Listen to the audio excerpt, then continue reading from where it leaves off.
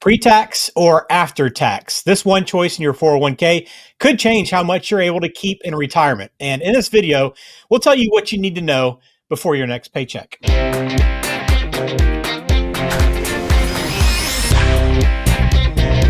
Welcome in. Glad to see you here on Perfect Game Retirement with Ryan Ledden of Black Oak Asset Management. Ryan, it's a great topic today because this is one a lot of people ask you about, pre-tax, after-tax. I think a lot of it's just understanding what that means and how that applies to you moving forward, right?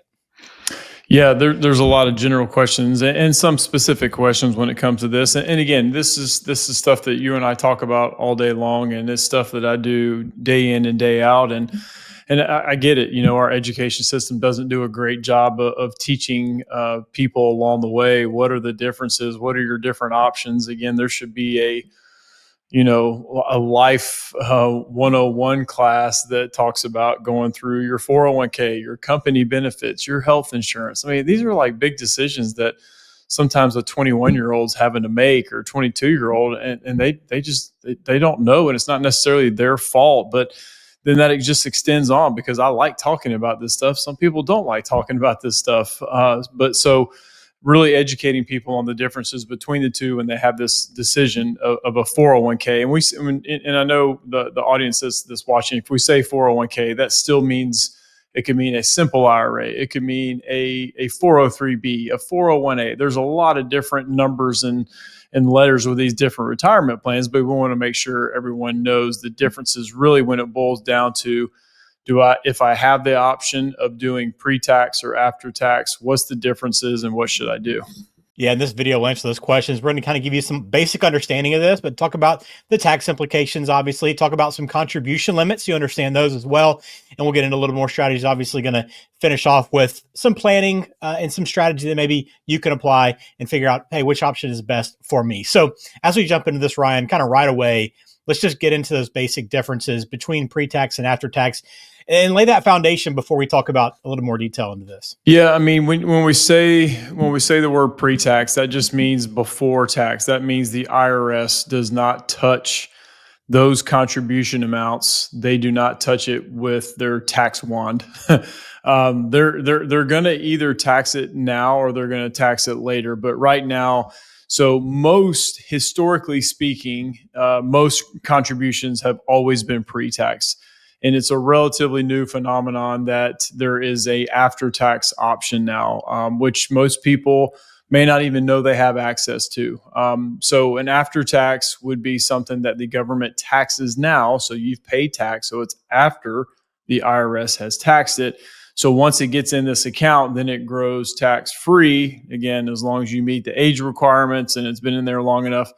But you get that money out tax-free. So whatever growth that's been in there is not going to get taxed. So is there a right or wrong? No. It's going to be different for everyone. But do you want to save on your tax bill this year, currently, as you put those contributions in, and then pay tax down the road?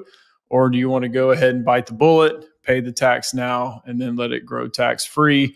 And that way, when you take that money out, it's not taxed. So hopefully that makes sense. Pre-tax, sometimes it's called post-tax or after-tax, or AKA you can call that Roth money as well. Yeah, I think that's the term most people probably hear and aren't quite sure on. But yeah, Roth is the same as after-tax.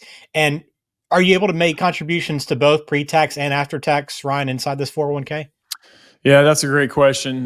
You can divvy up those contributions. You can split those up. You can, for most plans, you can say, if let's say you're putting it in 6%, and you can say, you know what, I want 3% of my salary to go in a post-tax or after-tax or Roth, all the same thing, and then 3% in the pre-tax bucket. So you can split those up. So it's not an all-in or all-out type of option. So you can split those up, and it may really, and people say, well, why would I want to do that? Well, if you just want a little bit of each, if you want a little bit of post-tax and a little bit of pre-tax, you can do that. If you want to get really, really strategized on this, you can really look at what your tax bracket is. And maybe you want to put some in after tax, but maybe not go to the next tax bracket. So then you put it in pre-tax. So that's where you have to really take a hard look at your tax returns and see, how close am I into that next tax bracket? Again, that's really getting into the weeds, but if you want to get really specific with it, that may be the way to go. But yeah, you can split them up. It's not an all or nothing one way or the other. Yeah, so kind of diving into the implications or what this could mean for taxes, this year and moving forward. Let's start with this year. Will the pre-tax contributions actually lower your tax bill for the year? It will. So let's use easy numbers. So let's say you're putting in, or you make $100,000 of income, and you're putting in 3%. So obviously, 3% of 100,000 is $3,000. So if you put it in pre-tax, your income tax bill is basically based off of $97,000 of income, not the full 100. If you do the pre-tax, so that's where, again, we're not paying taxes now. We're going to pay tax later. So we're taxed on $97,000 of income, not $100,000 of income. As opposed to if you do the Roth or after tax, then you're taxed as if you made $100,000 of income, but $3,000 still goes into that retirement plan, if that makes sense. Yeah, and that goes back to your tax bracket conversation. Why you want to look at that to see, hey, is that going to make a difference one way or the other on what you're going to owe? On the after tax side, I know a lot of people just have questions about, okay, what does this truly mean, in retirement when I actually start pulling this money out? Do you have to pay taxes on that after tax money when you withdraw them? And especially like with the earnings, right? You want that money to grow. Is it truly, hey, I pull it out and not have to worry about any taxes down the road? Yeah, if as the law is written now, I have some conspiracy theorists out there that think, hey, their government's going to figure out a way to tax this money one day. In my humble opinion, I don't think that's possible that they're going to do that. And if there's ever a big change in tax law, it's usually a grandfathered in type thing. So they're not going to double tax it. They're not going to tax it as you put the contributions in, and then as you take it out, they're going to tax it later. That takes away all incentive to do after tax. So I really don't think they're ever going to do that. I do not do my planning based off of a conspiracy theory or what if the government does this. And this is a big deal to be able to put in after tax, pay your tax bill, know your tax rate now, and then take it out seemingly tax free. Again, you need to leave these in until your retirement age and beyond. But if you meet those specifications, you take all that growth out, everything completely tax free. So that way it doesn't affect your Social Security tax later. It just doesn't affect your taxable income later in retirement. So we're paying it now. You don't pay it later or you can not pay it now, let it grow tax deferred, and then you pay tax as you take it out on a monthly basis. Then you pay your tax bill then. So I guess that's the beauty of the after tax, right? Is that you truly know what that number is in your account that you're actually going to have to be able to pull out and actually be able to use. So on the pre-tax side, then when you're withdrawing that money, what does that look like in terms of how it's taxed then? Yeah, so you want to strategically take that out. So as you build up a nest egg in your 401k, 403b, whatever retirement plan you have, as you pull that money out, you figure out, okay, what income do I need in retirement? What kind of Social Security benefit do I have? What pensions, if I have any, what pensions do I have coming in? And then what is my nest egg? How much can I pull from that each month to create a paycheck for myself in retirement? Because that's essentially what you're doing. You're deferring your paycheck now to essentially give yourself a paycheck later.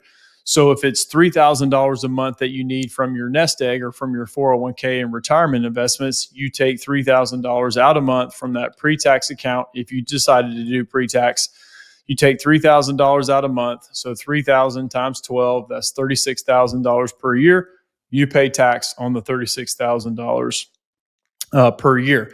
Now, if you have a pension, that income stacks on top of that. So you have IRA distributions, you have pension, and then you have Social Security on top of that. Now, Social Security is taxed a little bit different, not for today's discussion, but it does add to your taxable income. It just runs through a different grid, if you will. So again, you're going to pay tax full, ordinary, and state, if state applies. If you're still living, if it's in the state of Georgia or wherever else, you will pay state income tax as well. So federal and state income tax on those $36,000 of distributions from your pre-tax 401k. All right, so pretty good breakdown of the tax side of this and kind of what it means now versus down the road. If you have questions, speak with Ryan.com. You can book a time to sit down and actually discuss this a little bit further. But let's get into contribution limits, because obviously this can be a little bit different pre-tax and after tax as well. I know there are some different limits there, Ryan. So what do we need to know about this? Yeah, and I'm going to pull out because they constantly change. So as you're watching this, this is 2025. So again, this could change each year, and it usually doesn't always change each year. But as of right now, if you are under the age of 50, your max total contribution for the year is $23,500. Can't put any more. So if some people say, well, gosh, do I need to keep track of that? No, your retirement plans will stop putting in at 23,500. Then if you get to that point where you're maxing out, you may see a little increase in your paycheck through the rest of the year. Once you max out your contributions, there's nothing more you can put in. So the 23,500 is the max you as an individual, a participant, can put in. This does not include the match. The match is on top of this 23,500. If you're over the age of 50, you can do an extra $7,500 or $7,500 in. So your max employee contribution can be $31,000 per year if you're over the age of 50. Again, does not include the employer match. The employer match is on top of that. And then they just added this new law. If you're between the ages of 60 and 63, you can do an additional amount that I mentioned. So you can do the 23,500, and then you can do an additional dollar amount that gets you to $34,750. It's these quirky numbers along the way. That's why I just wanted to make sure I was spitting the right numbers out. The 23,500 is 50 or less. Between 50 and 59, you can do the 31,000, and then if you're 60 to 63, you can do the 34,750. If that's not confusing enough, I apologize, but hopefully that cleared it up. You're in different age segments and you can do different dollar amounts. But again, the match does not count toward those totals. That is on top of what you have already put in there. Okay. So that's a good breakdown of the contributions that you can make and the limits there. So let's talk conversions or rollovers, Ryan, because I know, a lot of times people are wondering what to do with that money, right? Maybe if you leave your employer. So can you convert that money and roll it over to an IRA? Let's say after tax money, can you roll that into a Roth IRA? You can. We always tell people just be cognizant of what your tax bill is going to be. So what you can take pre-tax money and put it into after-tax money. Again, you just have to pay the tax bill. There's no penalty. There's nothing that you incur there. You just have to be able to pay the taxes out of it. So we tell people to do conversions like that, be able to pay the tax bill out of your own checking account or bank account. You don't want to pay it on the dollar amount that you shift over, because if you convert $100,000 of pre-tax and move it to after-tax, and you take the tax money out of that 100,000. So now let's say you pay the tax out of that 100,000. Maybe you got $80,000 that just moved over. Well, then you have to have $20,000 of growth to get back whole. So you would want to pay that $20,000 just out of savings and cash. Maybe you have extra cash on hand. You're like, you know what? I got to pay tax on this $100,000 sometime anyway.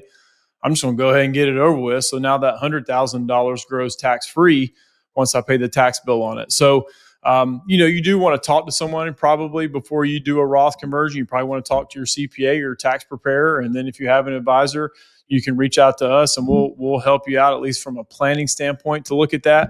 But yeah, if you do want to look at conversions, you just have to be able to pay the tax bill out of your own back pocket to really make this work, but you can do it. Okay.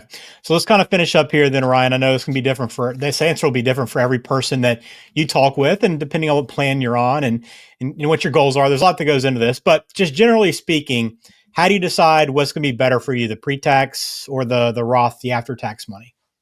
Yeah, there's no wrong answer here. So don't, people ask, well, what should I do? Well, if you really, really, really want to know and boil it down to, do I do pre-tax? Do I do after-tax? Do I do a combination of both? There has to be a conversation and planning that needs to be had. Now, if I just say in general, if you're just watching this to say, hey, just kind of lead me down the right path one way or the other. So again, no wrong answer. I'm a little biased toward the after-tax. I'd rather go ahead and pay the tax bill, get it over with, and then let that money grow tax-free. Again, no wrong answer there, no right or wrong answer there. I'm a little biased toward that.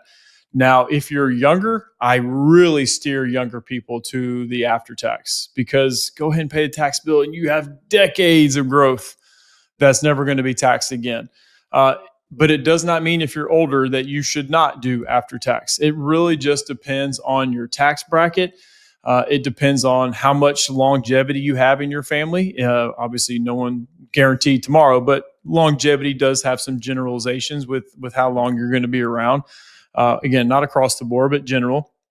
How much working life do you have? What tax bracket are you currently in? If you're in the highest tax bracket, or a 32 or a 35 or a 37, I could really make an argument to, hey, you need to go ahead and just do that pre-tax, because chances are you're going to be in a lower tax bracket when you get to retirement. So if you do some planning and you're in a higher tax bracket now and you think you'll be in a lower tax bracket later, you should do pre-tax. Again, if you're in a higher tax bracket now and you think you're going to be in a lower tax bracket, do the pre-tax, because you get that tax savings. They call that tax arbitrage there. But if you think you're going to be in the same or higher, then you want to do after tax. So, but people are like, how would I know? That's where some planning comes into play. But the biggest wild card is we don't know where the tax code is going to be in the next 10, 15, 20, 30 years. That's what we do not know. So that's where I'm a little bit biased toward the after tax, because we know our current tax rate. Go ahead and pay it and get the IRS off your back when it comes to that. Now, I say all that to say any match that you may get from your plan, that is pre-tax. At least as of the recording of this show, it is pre-tax. So it's a free benefit for you if you put into the plan.